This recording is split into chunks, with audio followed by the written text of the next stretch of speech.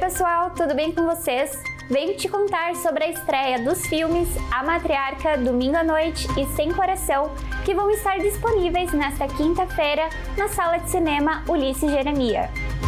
No filme A Matriarca, a história narra sobre uma famosa correspondente de guerra aposentada e com problemas com álcool, sendo obrigada a conviver com o neto Sam.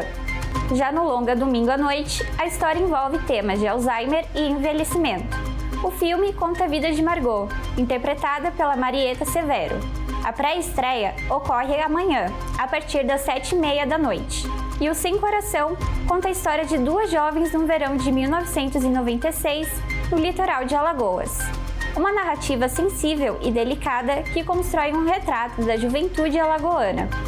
E também quero te convidar para a entrega do título de cidadão caxiense para o empresário Walter Salvi nesta quinta-feira. Walter Geraldo Salvi nasceu no dia 10 de fevereiro de 1947 em Garibaldi e migrou para Caxias do Sul em 1972. A profissão inicial era agricultor. Em Caxias, virou metalúrgico e, anos após, montou a própria empresa em Comarca. A sessão solene será no plenário da casa às 7 horas da noite.